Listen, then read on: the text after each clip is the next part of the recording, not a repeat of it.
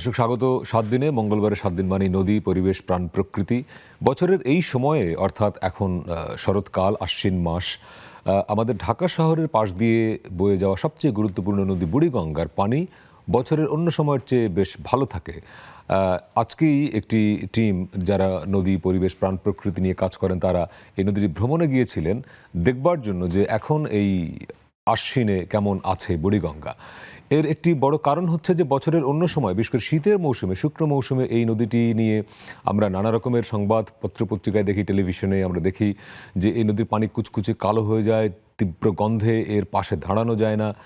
এর পাশে যে শিল্প কারখানা, ব্যবসা প্রতিষ্ঠান, এমনকি বসত বাড়ি যা মানুষেরা থাকেন, প্রত্যেকের জন্য একটা ভীষণ কষ্টকর সময় পার হয় এই শুকনো মৌসুমে বুড়িগঙ্গার দুই পাড়ে যে মানুষেরা থাকেন। কিন্তু এই সময়ে এসে অর্থাৎ একদম বর্ষাকাল থেকে আষাঢ়, শ্রাবণ, ভাদ্র, আশ্বিন, এমনকি আগামী কার্তিক পর্যন্ত এই প্রবণতাটা থাকবে। এখন প্রশ্ন যে সারা বছর কেন এই বুড়িগঙ্গাকে এরকম আমরা দেখতে পারি না, এরকম রাখা যায় না, সংকটটা আসলে কোথায়? এই প্রশ্নের উত্তর খুঁজবো। আজকে আমাদের সঙ্গে আছেন, আজকে এই অনুষ্ঠানে যারা ছিলেন অর্থাৎ বুড়িগঙ্গা দেখতে গিয়েছিলেন এরকম দুজন পরিবেশ কর্মী আমাদের সঙ্গে অনলাইনে যুক্ত আছেন। জাকিয়া শিশির, তিনি নদীরক্ষা আন্দোলনের কর্মী, এবং আছেন বাংলাদেশ পরিবেশ আন্দোলনের বাপার যুগ্ম সম্পাদক মিহির বিশ্বাস। আপনাদের দুজনকে স্বাগত জানাই, তারা অনলাইনে যুক্ত আছেন। স্টুডিওতে আমাদের সঙ্গে সে কিছু সময়ের মধ্যেই যুক্ত হবেন জাতীয় নদীরক্ষা কমিশনের সাবেক চেয়ারম্যান ডক্টর মঞ্জুর আহমেদ চৌধুরী। আমি শুরু করি জাকিয়া আপা, আপনাকে দিয়ে। কেমন ঘুরলেন এবং আজকে আপনারা শুরু করলেন সেই বসিলা থেকে একদম বুড়িগঙ্গাটা যেখানে গিয়ে শেষ হলো নারায়ণগঞ্জের, ওখানে গিয়ে আবার ব্যাক করলেন, এই যে জার্নিটা, নদী কেমন দেখলেন বুড়িগঙ্গাকে? ধন্যবাদ আমিন ভাই আপনাকে আমাকে যুক্ত করার জন্য। নদী কেমন দেখলাম সেইভাবে যদি বলি, এখন তো নদী কিছুটা ভালো, এই জন্যে যে পানির ফ্লোটা আছে। নদী যে বুড়িগঙ্গায় গেলে আমরা যে দুর্গন্ধে যেতে পারি না, যে পরিস্থিতিটা হয়, এই পরিস্থিতিটা থেকে একটু ভালো। কিন্তু সার্বিক অর্থে যদি চিন্তা করি, আমরা সার্বিক অর্থে চিন্তা করলে কিন্তু নদী যেমন হওয়ার কথা, নদীর যে প্রবাহমানতা যেরকম থাকার কথা, নদীর চারপাশ যেমন থাকার কথা, নদীর চারপাশ কিন্তু স্নিগ্ধ সুন্দর একটা অবস্থা থাকার কথা, সেই অবস্থাটা কিন্তু আমরা ওইভাবে পাইনি। কিন্তু আপনি যদি আমরা যদি তুলনা করতে চাই শীতের মৌসুমে বা অন্যান্য সময়ে, যে সময়টা নদী সেই তুলনায় কিছুটা আমি কি বলবো, কিছুটা ভালো, একটু পরিষ্কার, হ্যাঁ একটু কিছুটা ভালো। আচ্ছা আপা, আপনার কাছে আরো আসবো, বিশেষ করে সংকটের জায়গাগুলো নিয়ে কথা বলবো। একই প্রশ্ন জনাব মিহির বিশ্বাস, যে আপনিও আজকে এই টিমে ছিলেন, নদীটা দেখলেন, সারাদিন ছিলেন, কি মনে হলো? মানে বুড়িগঙ্গাটা এখনকার যে বুড়িগঙ্গা দেখে কি একটু মন ভালো হলো? একটু মন ভালো হলো। আমি মনে করেছিলাম যে অনেক বেশি দুর্গন্ধ থাকবে, কিন্তু আমরা তেমনটা দুর্গন্ধ পাইনি। তবে আশেপাশের যে অবস্থা, যেটা হচ্ছে যে দখলের চিত্র বা যে বর্জ্য এবং যেগুলোকে আমরা বলি ময়লা আবর্জনা, সেগুলো নদীর পাড়ে অনেক দেখেছি। এবং যে বিভিন্ন আউটলেট গুলো, অর্থাৎ পয় নিষ্কাশন, পয় বর্জ্য সহ আরম্ভ করে যে বর্জ্যের যে লিকুইড বর্জ্য, সেগুলো এসে নদীর মধ্যে পড়ার সেই আউটলেট গুলো আমরা দেখতে পেয়েছি। এবং যেটা মনে হয় যে বুড়িগঙ্গা নদীকে দেখে মনে হলো যে যতটুকু খারাপ, অর্থাৎ এটাকে আর পুনরুদ্ধার করা সম্ভব হবে না এরকম যারা বলেন, তাদের বক্তব্যটা সঠিক নয়। এটাকে সরকার ইচ্ছা করলে এখনো এটাকে মানে একটা ভালো নদীতে পরিণত করা সম্ভব বলে আমার আজকের পরিদর্শনে মনে হয়েছে। একটা বিষয়, এই সময়ে অর্থাৎ বর্ষা, শরৎ, এমনকি হেমন্তের শুরু পর্যন্ত আমরা দেখি যে বুড়িগঙ্গা বা ঢাকার চারপাশের আরও যে নদীগুলো, তুরাগ, বালু, ধলেশ্বরী, শীতলক্ষা, সেই নদীগুলোতে পানি বেশ টলমলে মোটামুটি থাকে। এবং আমরা আজকে, আপনারা নিশ্চয়ই দেখেছেন, ভিডিওতে আমরা দেখলাম যে অনেক মানুষ গোসল করছেন এখন। তো এখন কথা হচ্ছে যে এই সময়টা এসে পানিটা একটু ভালো হয়ে যায় কেন? মানে এই সময় বৃষ্টি বেশি হয় নাকি আর কোনো কারণ আছে? না, প্রধান কারণ বৃষ্টি বেশি হয় এবং আমরা জানি যে এটা মেঘনা থেকে যে পানিটা আসে, মানে জোয়ারের সময় কিছু পানি আসে, হুম। সেটাও সারা দেশের যে পানির অবস্থা সেটা একটু গুণগত মান বৃদ্ধি পায়। সেটা এরকম যে উজান থেকে যে অনেক পানি আসে এই বর্ষা মৌসুমে। একটা হচ্ছে বৃষ্টির পানি, আরেকটা হলো পাহাড়ের ঢল, ফ্লাশ ফ্লাডও যুক্ত হয়। সব মিলিয়ে পানির পরিমাণটা বেড়ে যায়। বেড়ে যাওয়ার ফলে যে আবর্জনাগুলো থাকে সেগুলো প্রথম প্রথম দফায় সেগুলো বঙ্গোপসাগরের দিকে চলে যায় এবং পরবর্তীতে যে পানিটা থাকে এটা একটু পরিষ্কার থাকে। তবে এটা আমরা যে কিছুদিন পরেই যখন শুষ্ক মৌসুম শুরু হবে, বিশেষ করে এই যে এখন সেপ্টেম্বর চলছে, অক্টোবরের শেষ থেকেই শুরু হয়ে যাবে, নদীতে পানি কমে যাবে, প্রবহমানতা কমবে এবং আস্তে আস্তে দুর্গন্ধটা বাড়বে এবং নদীর চেহারাটা মানে খারাপ চেহারাটা উদ্ভাসিত হবে। তার মানে হচ্ছে যে নদীতে পানি যখন বেশি থাকে তখন তার সংকটটা আমরা অতটা বুঝি না, বা তার যে পানির দুর্গন্ধ বা তার যে রং কালো হয়ে যায়। অর্থাৎ নদীর প্রথম শর্ত হচ্ছে তার পানিটা থাকতে হবে পর্যাপ্ত পরিমাণে, তাই তো বিষয়টা? হ্যাঁ, হ্যাঁ, বিষয়টা তাই। এবং নদীটা যে একটা সত্তা অথবা নদীর যে একটা চেহারা বা বডি, এটা কিন্তু আশেপাশের জলাশয়, বিল এবং খাল সেগুলোর সাথে খুবই জড়িত।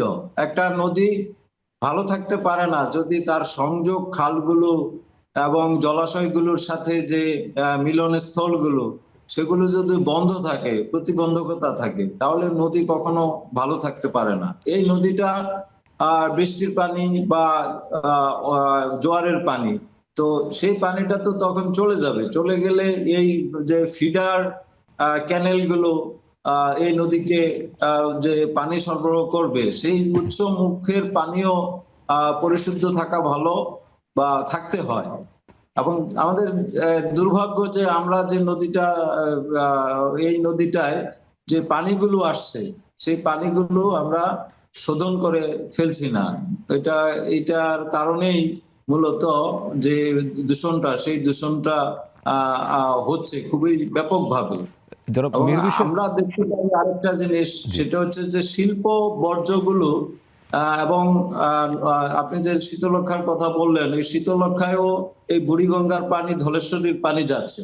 সুতরাং শীতলক্ষার অবস্থা এবং সেটার যে স্ফটিক এবং যে বিশুদ্ধতা, সেটাও কিন্তু অনেকাংশে নির্ভর করে বুড়িগঙ্গা এবং ধলেশ্বরীর পানির উপরে।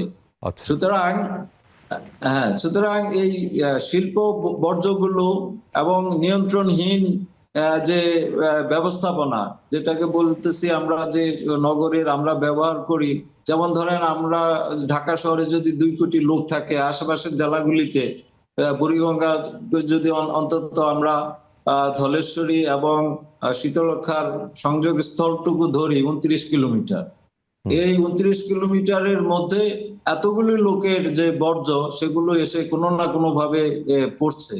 শুধু বুড়িগঙ্গা না, আশেপাশের বালু নদী, তুরাগ নদী, শীতলক্ষা নদী, এগুলোর উপরও পড়ছে। পড়ে যেটা হচ্ছে যে সেটা এই পানির গুণগত মান এত খারাপ হয়ে যায় যে একটা সময় মনে হয় যে এই বুড়িগঙ্গা নদীর পানিতে এটা কি পানি নাকি অন্য কিছু, সেটা অনেকটা অনেক জায়গায় আলকাতরার মতো হয়ে যায়। এবং আমরা ঘোরার সময় অনেক সময় দেখি যে সেখানে গ্যাস, বিশেষ করে কার্বন জনিত গ্যাস, মিথেন গ্যাস, এগুলো বৃদ্ধি পায়। সেটা আপনি প্রমাণ পাবেন যদি আমরা দেয়াশালের কাঠি জ্বালিয়ে পানির উপর ফেলি, তাহলে দেখা যায় যে ধপ করে জ্বলে উঠে আবার নিভে যাচ্ছে। তার মানে হচ্ছে সেখানে একটা গ্যাস, মানে এত পচনশীল মানে শুকনো পদার্থ মৌসুমে, পড়েছে। শুকনো মৌসুমে। এটা শুকনো মৌসুমের জি। কথা বলছি। এ এবং আহ, হুম। এই বর্জ্য আপনি যতদিন পর্যন্ত না এই ধরনের বর্জ্য আমরা নদীতে ফেলা বন্ধ করতে না পারি, ততদিন পর্যন্ত নদী এই যে এখন যে একটু ভালো অবস্থা দেখলাম, এই ভালো অবস্থাটা থাকবে না। এটাই রাইট। হলো আমার মানে বর্জ্য ফেলাটা বন্ধ আহ, করা এবং আপনার অপরিশোধিত বর্জ্য। আমি একটু জাকিয়া আপার কাছে, আপা মিহির বিশ্বের একটা খুব গুরুত্বপূর্ণ পয়েন্ট তুললেন যে একটা নদী তো এককভাবে সে ভালো থাকতে পারে না, তার সঙ্গে যে যুক্ত খালগুলো সেগুলো যদি সচল না থাকে। আপনি বুড়িগঙ্গার তীরবর্তী যে একটি বিরাট জনপদ হচ্ছে কেরানীগঞ্জ, কেরানীগঞ্জের ভেতরে আপনি নিজেও জানেন যে অসংখ্য ছোট ছোট নদী খাল ছিল। আবাসন প্রকল্পের নামে, উন্নয়নের নামে কিন্তু এই খালগুলো বিরাট অংশ এখন নাই। এবং আপনি যদি যান কেরানীগঞ্জের বিভিন্ন এলাকায় দেখবেন যে এমনভাবে স্থাপনা গড়ে উঠেছে যে সেখানে যে নদী ছিল বা খাল ছিল এটি মানে আপনি কাগজপত্র ছাড়া বুঝতেই পারবেন না। এখন এই যে বছরের পর বছর ধরে, যেহেতু ঢাকার খুব কাছে কেরানীগঞ্জ, ফলে জায়গার দাম বেশি, ওই অঞ্চলে কিন্তু বিভীষিকাময় চিত্র আমরা দেখি যে সেখানে ছোট ছোট নদী খালগুলো গণহারে কিন্তু বিলুপ্ত করা হয়েছে। ফলে এই যে ঘটনাটা ঘটে গেল সাম্প্রতিক বছরগুলোয়, তার ফলে বুড়িগঙ্গার সংকটটা এখন আরো তীব্র হবে কিনা আগামী দিনগুলোয়, মানে আপনার কি পর্যবেক্ষণ? না, আমার তো তাই মনে হয়। কারণ আমরা একটা কথা জানি নদীর ক্ষেত্রে, যে নদী হচ্ছে একটা জীবন্ত সত্তা, যেটা হাইকোর্ট থেকে আমরা জেনেছি যে জীবন্ত সত্তা নদী। তো নদী যদি একটা জীবন্ত সত্তা হয়, তার মানে কি নদী চলবে, জীবন্ত চলে। তা এখন যদি আমার এই যে খালগুলো দিয়ে আমার এই পানিটা প্রবাহিত হয়, নদীর পানিও যায়, সেই জায়গাগুলো যদি আমরা ভরাট করতে থাকি, এইভাবে হাউজিং করতে থাকি, অলরেডি আমরা করেছি অনেক, তো সেটা তো অবশ্যই নদীর উপরে একটা খুবই বিরূপ প্রভাব পড়বে। কারণ তার পানি তো বেরোতে পারবে না, সে তো বাধাপ্রাপ্ত হয়ে যাচ্ছে ওখানেই। তো এইরকম একটা অবস্থার মধ্যে তো আমরা আশা করতে পারি না যে এই যদি খালগুলো ভরাট করে ফেলে। আপনি দেখেন এই ঢাকা শহরে একটুখানি বৃষ্টি হওয়ার আগেই কিন্তু ঢাকা শহর পুরোটাই ডুবে যায়। আমরা অনেক সময় কৌতুক করে বলি বা দুঃখও বলি যে ঢাকার সাগর, এই সাগর ওই সাগর, এক একটা অঞ্চলের নাম দিয়ে আমরা বলি যে এটা হচ্ছে গ্রিন রোড সাগর, এটা হচ্ছে বসিলা সাগর। তো এই পানিটা যদি আসলে বেরোনোর পথটা থাকতো, তাহলে কিন্তু এই কাজটা হতো না। এবং আমরা আমি এদেরকে তো ভূমিদস্যুই বলি, যে যেইভাবে তারা এই জায়গাগুলোকে ভরাট করছে, করে ওখানে আবাসন তৈরি করছে, তাতে করে তো পানি বের হওয়ার কোনো উপায় নেই। এবং এইটার সাথে শুধুমাত্র যারা ভরাট করছে তারাই কিন্তু জড়িত না, এটার সাথে কিন্তু বড় একটা চক্র জড়িত। না হলে একটা খাল কিভাবে ভরাট হয়ে যায়, একটা খাল কিভাবে ওখানে আবাসন প্রকল্প গড়ে ওঠে? আমরা যদি আশেপাশে শুধু কেরানীগঞ্জ কেন, আমরা তো নড়াই নদীটার কথা জানি। ঢাকার পাশে যে নড়াই নামে একটা নদী আছে, এটা তো আমরা অনেকেই জানতাম না বা অনেকে জানে না। লোকেরা রামপুরা খাল নামে চেনে। হ্যাঁ, রামপুরা, অথচ এটা একটা বড় নদী ছিল, এবং নদীটার নাম হচ্ছে নড়াই নদী। সেই নদীটা তাহলে গেল কোথায়? এই যে আমি বলবো একটা দখল করার এই যে মনোবৃত্তি এবং নদীগুলোকে মেরে ফেলা, এই নদীগুলো মেরে ফেলার ফলটা কিন্তু অলরেডি আমরা পাওয়া শুরু করেছি। আমাদের যারা ভবিষ্যৎ প্রজন্ম আছে, এই নদীগুলো যদি আমরা আসলেই রক্ষা করতে না পারি, এই অবস্থা থেকে আমরা উদ্ধার করতে না পারি, তাহলে কিন্তু আমাদের ভবিষ্যৎ প্রজন্মের জন্য একটা ভয়াবহ অবস্থা তৈরি হবে। জি, জাকির শ্রী, অনেক ধন্যবাদ। আমরা একটা ছোট্ট বিরতিতে যাব, ফিরে আসবো একটু পরে। দর্শক, আমাদের সঙ্গে আশা করছি বিরতির পরে এসে যুক্ত হবেন জাতীয় নদী রক্ষা কমিশনের সাবেক চেয়ারম্যান ডক্টর মঞ্জুর আহমেদ চৌধুরী। ফিরছি একটু পরেই, সঙ্গে থাকবেন। দর্শক, বিরতির পরে আবারও স্বাগত 7 দিনে। আজকে আমরা কথা বলছি বছরের এই সময়ে, অর্থাৎ শরৎকালে ঢাকা শহরের প্রধান এবং দেশের অন্যতম গুরুত্বপূর্ণ নদী বুড়িগঙ্গা কেমন আছে। এবং এই প্রশ্নটি এই কারণে যে আজকে এই নদী রক্ষা আন্দোলনের সঙ্গে যুক্ত কিছু মানুষ তারা ভ্রমণে গিয়েছিলেন বুড়িগঙ্গাটা দেখবার জন্য যে এই সময়ে নদীটার পানি কেমন।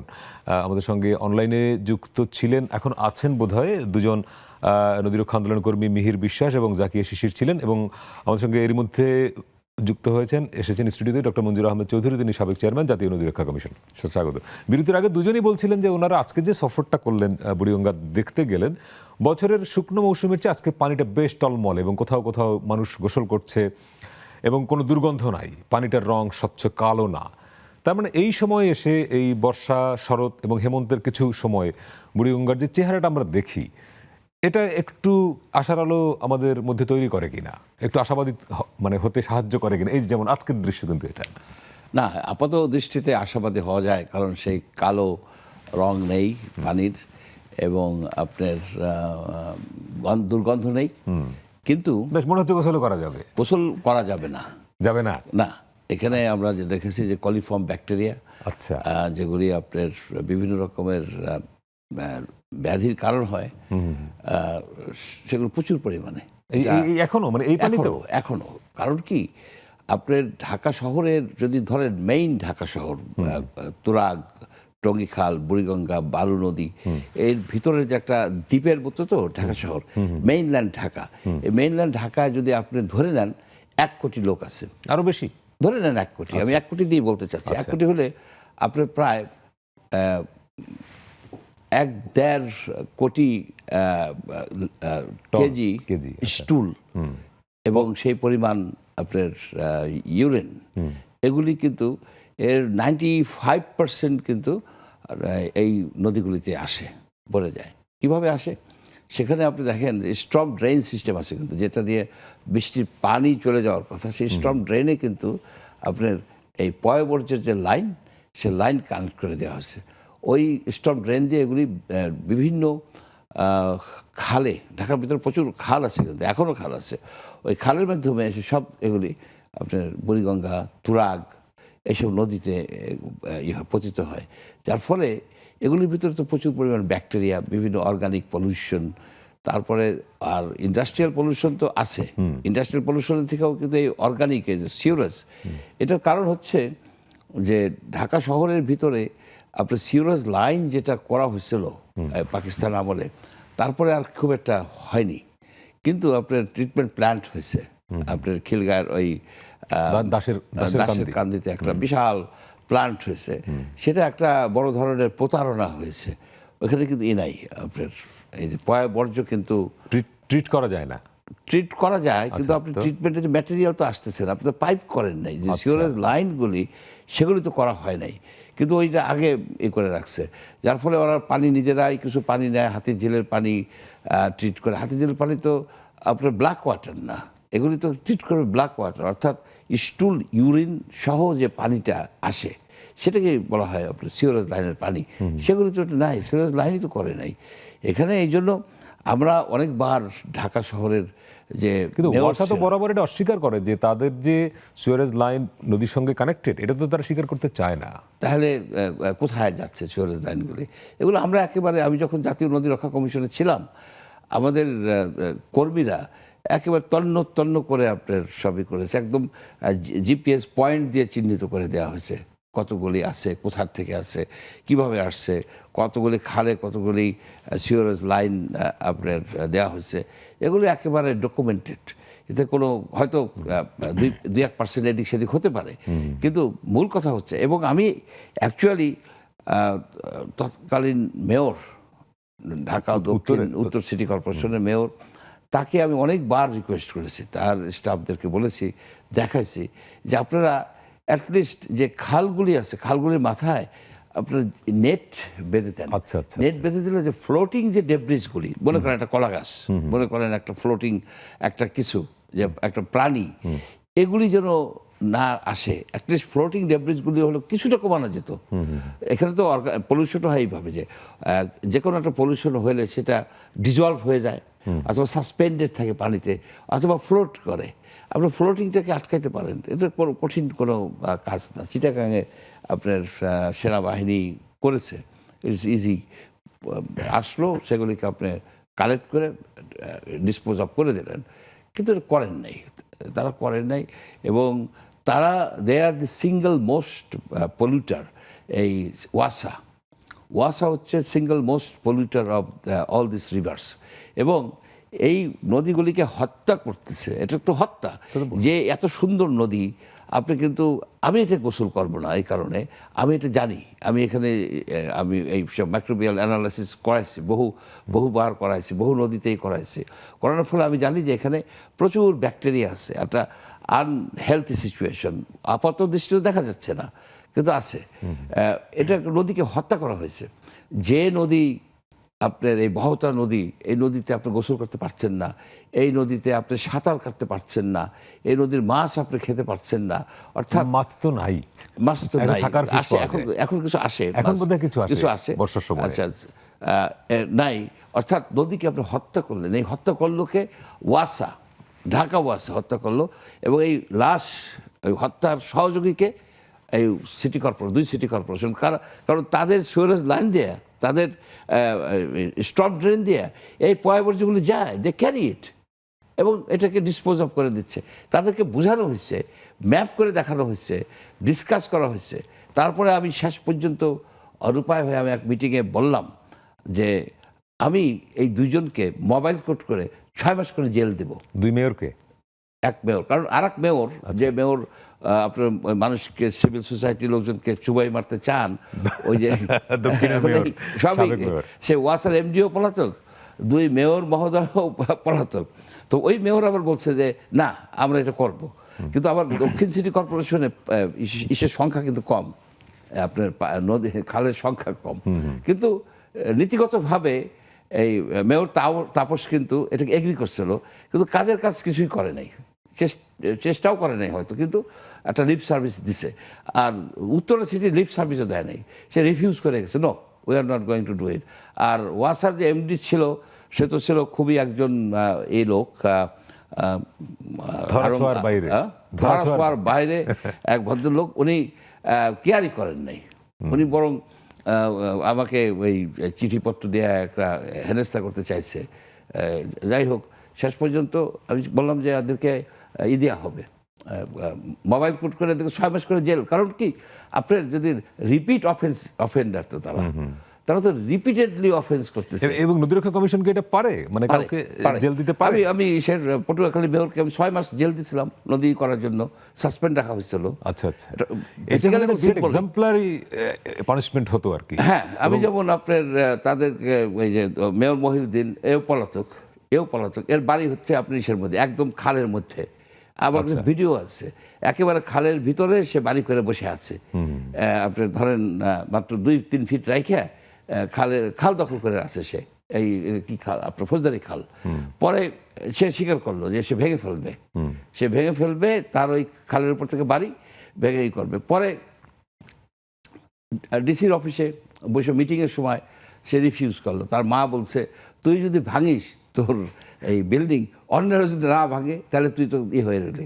তাই বললাম, তো আপনি মেয়রগুলি ছেড়ে দেন, আপনার বিল্ডিং যদি আপনি ভাঙার পরে অন্য বিল্ডিং যদি কেউ না ভাঙে, তারপরে তো মেয়র থাকার দরকার নেই, আপনি ভেঙে দেবেন সব।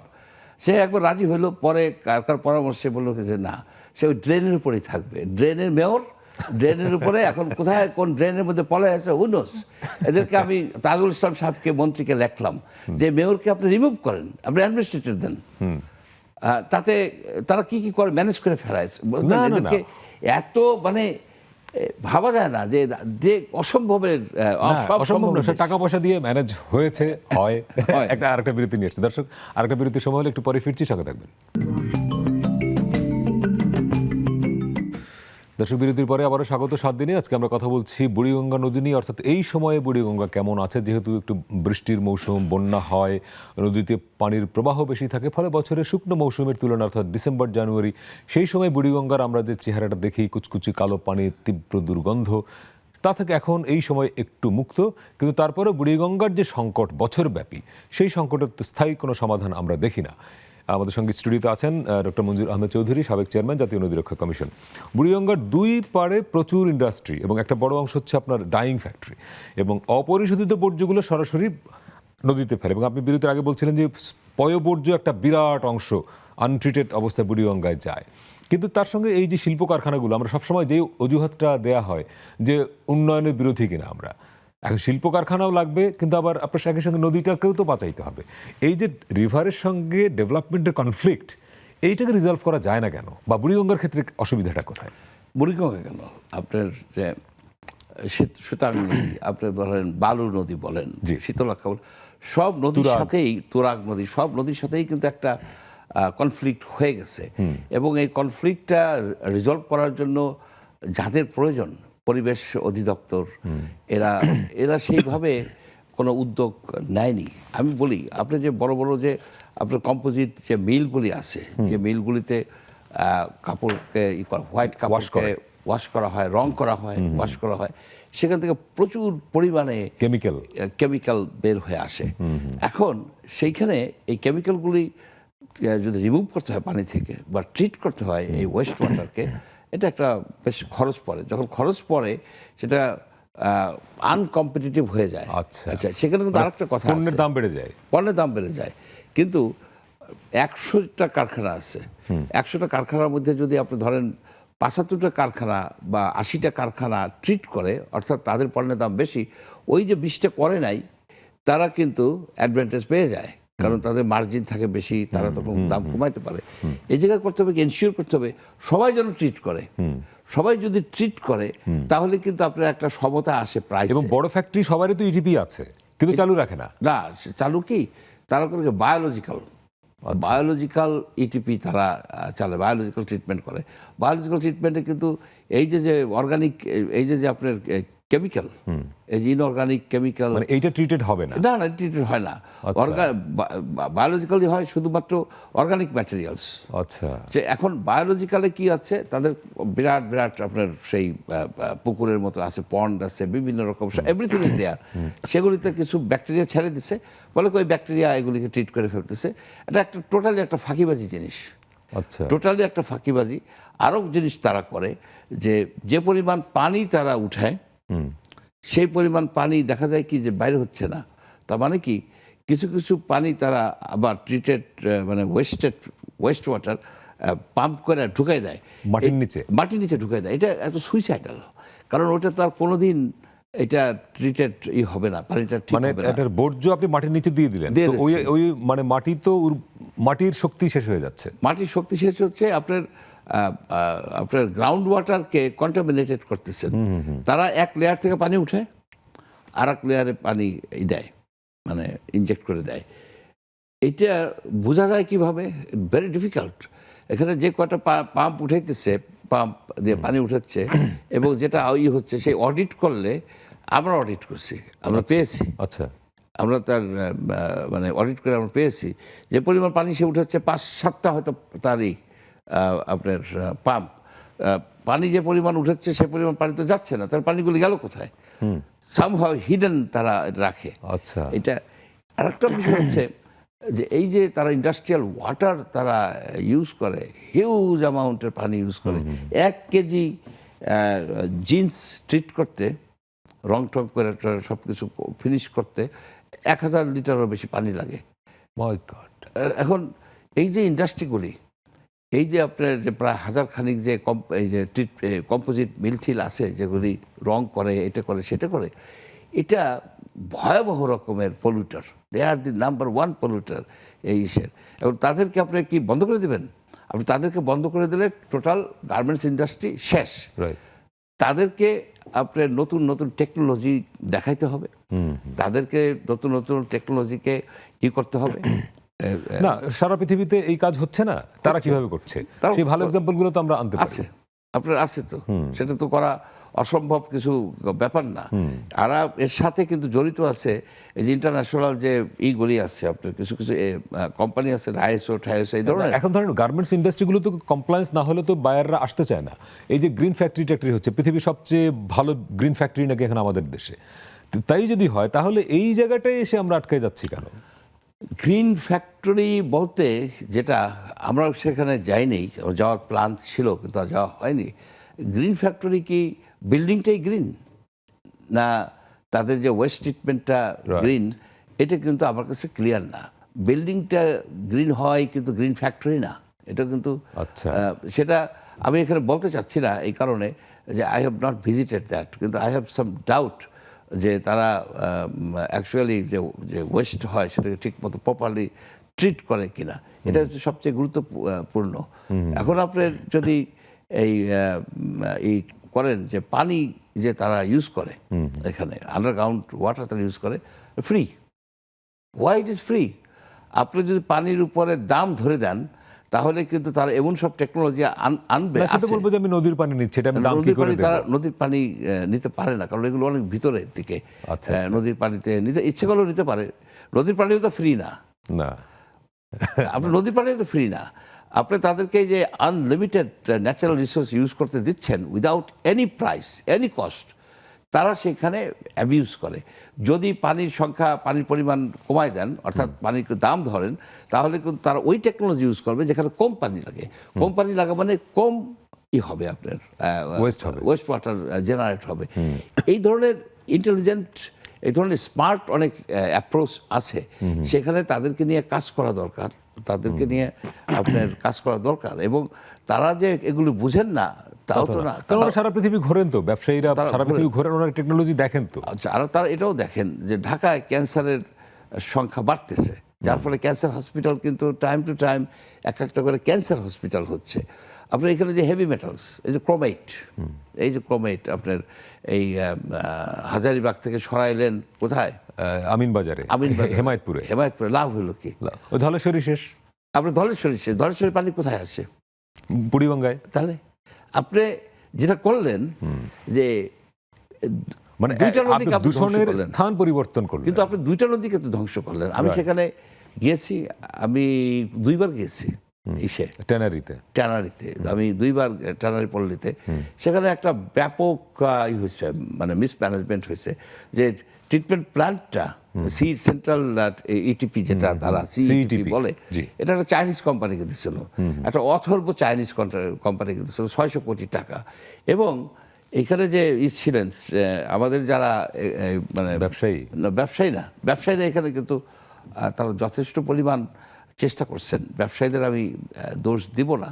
এই জায়গায় যে আমাদের যারা বুয়েটের এক্সপার্ট ছিলেন, আর চাইনিজ কোম্পানি ছিল, চাইনিজ কোম্পানির ছিল 600 কোটি টাকার প্রজেক্ট সিইটিপির। এই 18 বছরে তারা করবে, তাদের সময় লাগছে 9 বছর। 18 মাসেরটা 9 বছর। 9 বছর কেন? এখানে মামলা হয়েছে, এইটা হয়েছে, সেটা হয়েছে, শেষ পর্যন্ত কোনো রকমে তারা দিয়ে টাকা পয়সা নিয়ে ভেঙে গেছে নাই তারা। আর এদিকেরও বুয়েটেও তারা অনেক টাকা পয়সা ব্যয় করছে, কিন্তু শেষ পর্যন্ত এটা একটা কমপ্লিট ফেল প্রজেক্ট। আচ্ছা, ফেল প্রজেক্ট। আপনি ধরেন এখানে যে লিকুইড বর্জ্যটাকে ট্রিটমেন্ট করার একটা অপশন আছে, সবগুলো করতে পারে না, কিন্তু আছে। আপনি সলিড ওয়েস্ট, সলিডের তো সব তুম্বু হয়ে থাকতেছে, শেষ পর্যন্ত ওই টাইম টু টাইম আপনার ধলেশ্বরীতে ফেলে দিচ্ছে। আর একটা জিনিস আছে, এই আমি শুধু যে আপনার এই ট্যানারি ইন্ডাস্ট্রি না, বাংলাদেশে যতগুলি পৌরসভা আছে, হ্যাঁ, পৌরসভা তো তাদের ডাম্পিং স্টেশন নাই, সমস্ত বর্জ্য গিয়ে তার পাশের নদীতে। ডাম্পিং স্টেশন নাই কেন? তাদেরকে কোন এক লোক বা কোন একটা গ্রুপ একটা আইডিয়া দিছে যে হবে ওয়েস্ট টু এনার্জি, একটা উদ্ভট আইডিয়া। এই ওয়েস্ট টু এনার্জি হয় তো না, ওয়েস্ট টু এনার্জি হয়, বাংলাদেশে হয় না। আচ্ছা, না বাংলাদেশে হয় না। যেটা করছে যশোরে এটা চালু করছিল। কারণ কি, আপনার ওয়েস্ট যখন পোড়ানোর পরে যে গ্যাস হয়, সেই গ্যাসগুলিতে অনেক টক্সিক গ্যাস থাকে।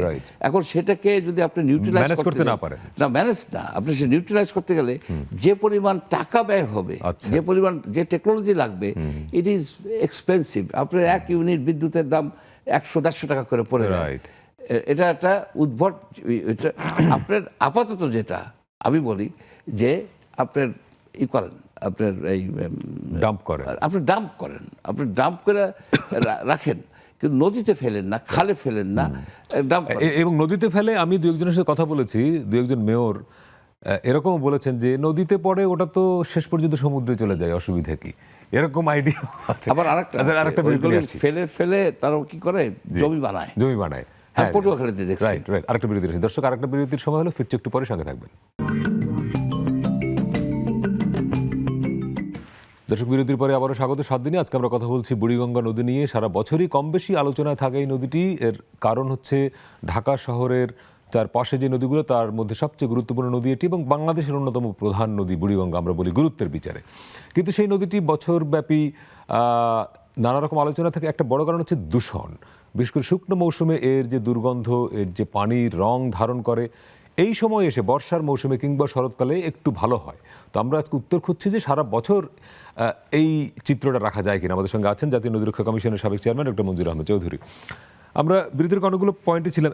একটা বিষয় হলো যে আপনি বলছেন যে এখন যে অবস্থাটা নদীর, গোসল হয়তো করা যায় না, কিন্তু তুলনামূলকভাবে তো ভালো, দুর্গন্ধটা নাই, কালো পানি নাই। সারা বছর এই রকমের রাখা খুব কঠিন কিনা, মানে খুব অসম্ভব কিনা? না, এটা বর্তমান পরিস্থিতিতে অসম্ভব। আচ্ছা, অসম্ভব। তবে একটা উদ্যোগ এরা নিয়েছিল, তারা আপনার ওই যে ধলেশ্বরী নদীকে খনন করে আপনার যমুনার পানি এটাকে ট্রান্সপোর্ট করতে চাচ্ছিলেন ড্রাই সিজনে, কিন্তু সেটা কিন্তু আসলে ভালো হতো না।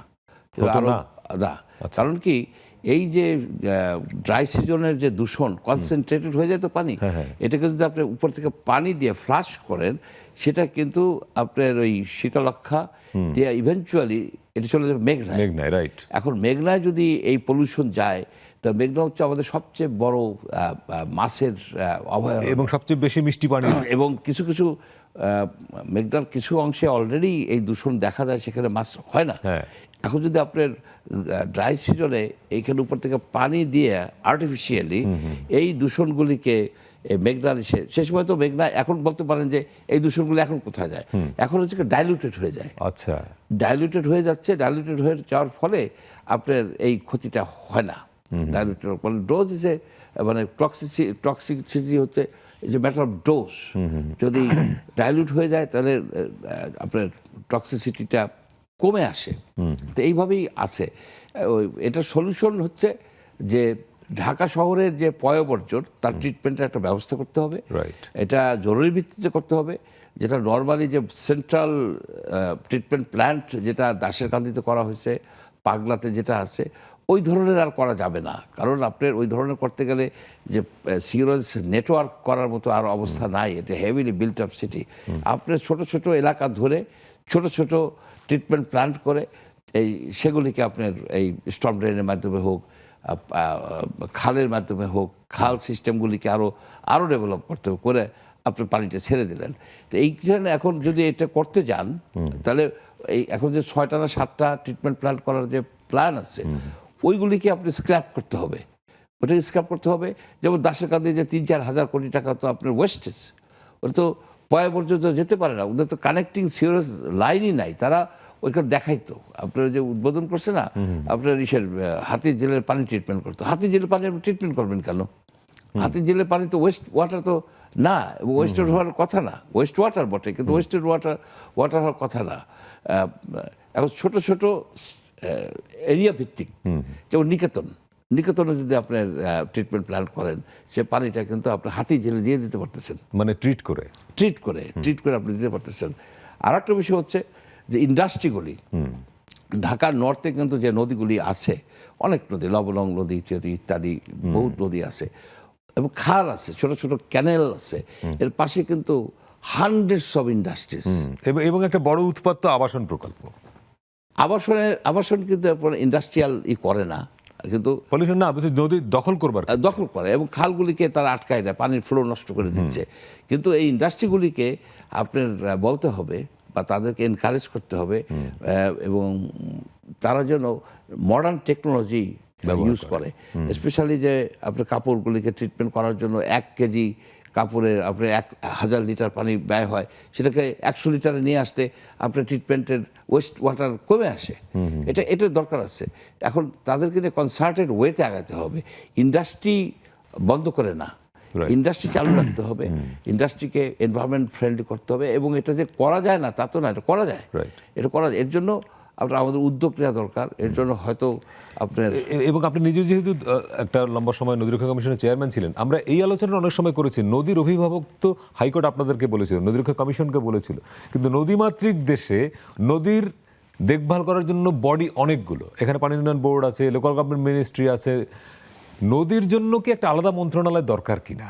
এই আলোচনা কি সেটা হলে হবে কি, আলাদা একটা মন্ত্রণালয় হলে কাজগুলি হজবরল হয়ে কিন্তু যাবে। এখন তো কোনো সমন্বয় এখন থাকছে যদি কি? আপনি নদী কমিশনকে আরো বেশি এম্পাওয়ার্ড করেন, আচ্ছা। নদী কমিশনকে যদি আপনি এম্পাওয়ার্ড করেন, নদী কমিশনের চেয়ারম্যানকে স্ট্যাটাস আপনি আরো বেশি এনহ্যান্স করেন, এখানে আরো যে ম্যান পাওয়ার দেন, তারা কিন্তু নদী কমিশনের চেয়ারম্যানের স্ট্যাটাস কি হওয়া উচিত? আমি মনে করি মন্ত্রী একেবারে, আচ্ছা। একেবারে ফুল মন্ত্রী স্ট্যাটাস হওয়া উচিত। তা না হলে, কারণ কি তাদেরকে বহু ডিপার্টমেন্টের সাথে, বহু মিনিস্ট্রির সাথে, বহু অর্গানাইজেশনের সাথে আপনি ডিল করতে হয়, মেয়রদের সাথে ডিল করতে হয়। Right. আপনার মেয়র, ঢাকার মেয়র আপনার মন্ত্রী প্রতিমন্ত্রী না মন্ত্রী?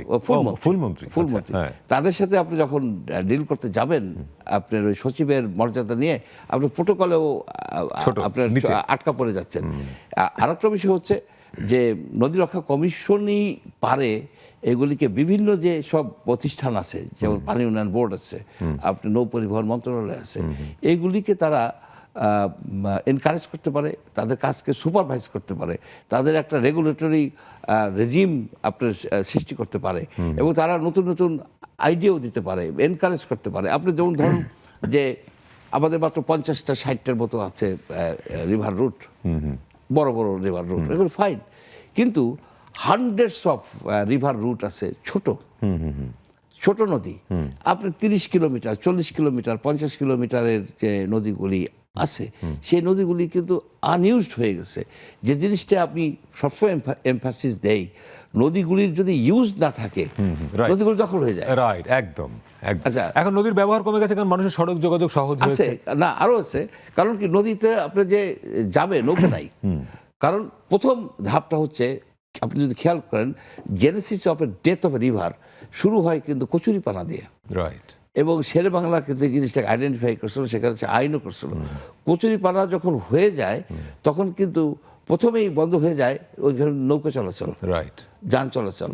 তখন নদীটা আর যে তার নর্মাল যে ইউজ, সেটা থাকতেছে না।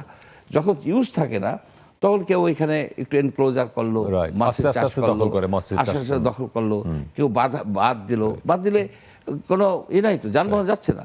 আমাদের ফার্স্ট কাজ যেহেতু- হচ্ছে কচুরিপানা করে আপনি যানবাহন চালু করে দিবেন, নৌযান, এবং রিভার রুট চালু করবেন। কারণ অনেক আইটেম আছে, যেমন আপনার গবাদি খাবার, খড় বলেন, বাঁশ বলেন, মাটির জিনিস বলেন, মাটির সব জিনিস, এগুলি কিন্তু ট্রাকে সড়ক পথে ট্রান্সপোর্ট করা ব্যয়বহুল Right. এবং না, আমরা যেহেতু আজকে শেষ করতে হচ্ছে, আমাদের সময় শেষ, আপনার ওই জায়গা থেকে শেষ করি যে নদী রক্ষা কমিশনকে যদি অনেক বেশি শক্তিশালী করা যায় আইনিভাবে এবং স্ট্রাকচারালি এবং বাজেট দিয়ে, তাহলে সত্যিকার অর্থেই তার অভিভাবকত্ব ফলানো সম্ভব, এবং তাতে করে নদী বাঁচানো একটা বড় উপায় হতে পারে।